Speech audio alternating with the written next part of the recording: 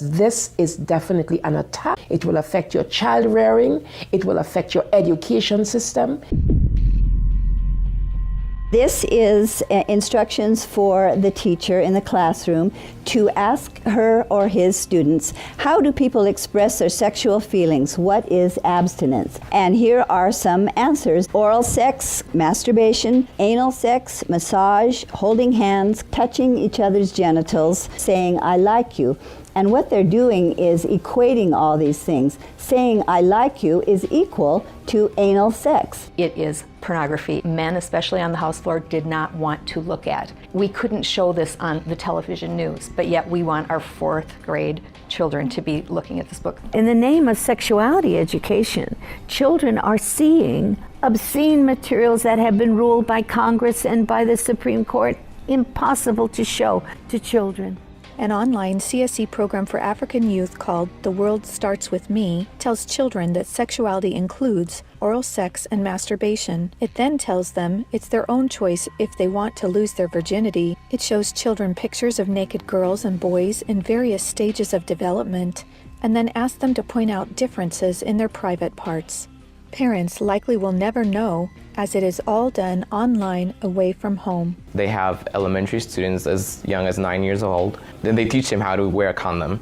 And they have this plastic genitalia, and they even have young girls. They're teaching them how to put a condom on a male genitalia and boys how to put a condom on a woman genitalia without the knowledge and consent of the parents. They're giving them handouts, negotiating sexual encounters with other students. For example, there are statements like this: can I take your shirt off? It makes me hot when you touch me here. Is it okay if I take my pants off? Where we in Latin America, we still have a lot of poverty. We have communities that don't have fresh water, that don't have electricity. Focus is completely shifted from basic needs. They get comprehensive sexual education without the consent of parents, taking and deconstructing the family. My brother Luigi and I had an opportunity to go to the United Nations and give a speech on the UN floor. I told them how Planned Parenthood was passing out a booklet for HIV positive youth at the United Nations called Healthy, Happy, and Hot. This is for the kids who have AIDS. It teaches about sexual pleasure through masturbation, with same-sex partners, and even if you are drunk. This pamphlet called Healthy, Happy, and Hot tells young people that you have the right not to disclose your HIV status to a sexual partner if you're not comfortable. It also tells young people that are HIV positive that if they decide with their partner not to wear a condom, that's their decision. The World Health Organization standards for sexuality education in Europe actually suggest that children ages 0 to 4 should be given information about masturbation and given the right to explore their gender identity. For ages 4 to 6, children should be taught about same-sex relationships and respect for different norms regarding sexuality. The interests of organizations like UNFPA and IPPF is to get parents out of the picture and to radicalize and sexualize children. UNFPA has tried to convince my country to change our positions on issues such as reproductive rights and comprehensive sexuality education. Madam Chair, does the UNFPA think it can do this because Nauru is the smallest member state of the United Nations? The Nigerian government was actually told by the Western countries that if they do not give in, that they will be denied foreign aid. On page 89 of a UNICEF-published Sexual and Reproductive Health Manual, UNICEF listed situations in which one can obtain sexual pleasure that included sexual responses directed towards inanimate objects, animals, minors, and non-consenting persons. In the context of the Sustainable Development Goals that determines the agenda for the next 15 years, the voice is very, very biased. It's just International Planned Parenthood Federation and their affiliates have a direct influence on the outcome documents, on what is established, what is negotiated at the UN. Some of the objectives of the UNESCO Sexuality Education Guidelines include teaching children at age 9 about sexual stimulation and the definition and function of orgasm, and at age 15, that both men and women can receive sexual pleasure with a partner of the same or opposite sex.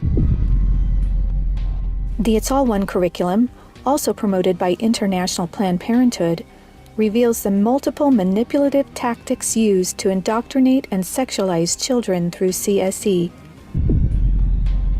Like other CSE programs, It's All One claims, among other things, to be evidence-based, comprehensive, human rights, gender-sensitive, and culturally appropriate education that will increase young people's responsible decision-making, to reduce adolescent rates of pregnancy and sexually transmitted infections, including HIV.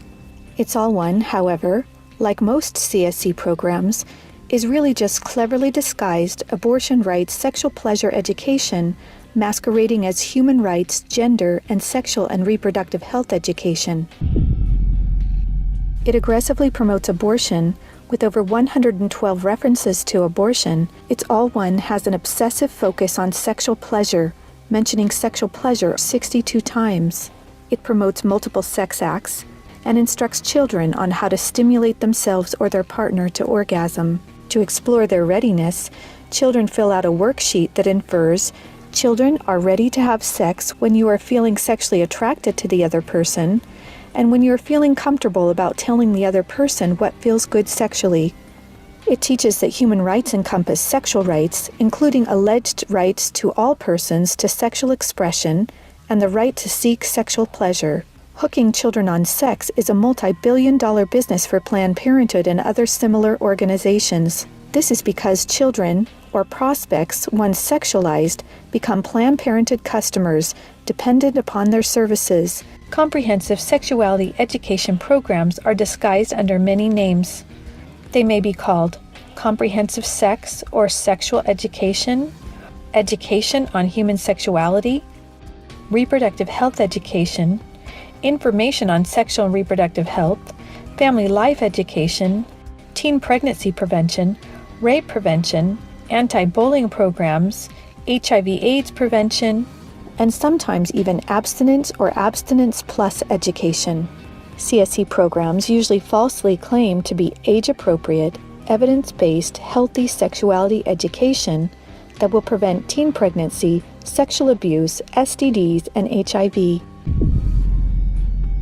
One of the handouts that concerns me the most is called the Genderbread Person. They teach that gender is a spectrum, that you can choose to be whatever you want. You could be all female one day and the next day feel like you're neither female or male. Frankly, it's confusing. It's mental molestation. We're confusing these kids as to what they are. From a medical perspective, when sexual freedom is the priority, then sexual health is going to suffer. There are laws in Oregon where children as young as 15 can get taxpayer-funded sex changes without parental consent. You can't have an aspirin at school without parental consent. However, a student could make these life-altering, permanent decisions without their parental knowledge or consent.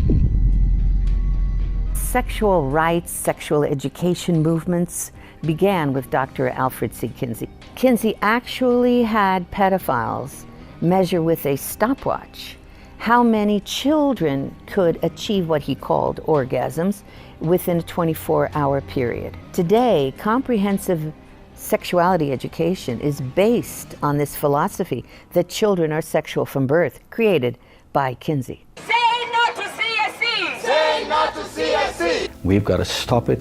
We've got to use everything at our disposal. We have to stand together to stop this attack against our children. And they have all this funding and this organization, but we know that if we stand together, we can do something for the family, for the children. We stopped the Kinsey sexuality education program in Croatia. It is time for parents to say, no, my family is mine. My wife is mine. I am hers. Our children are ours.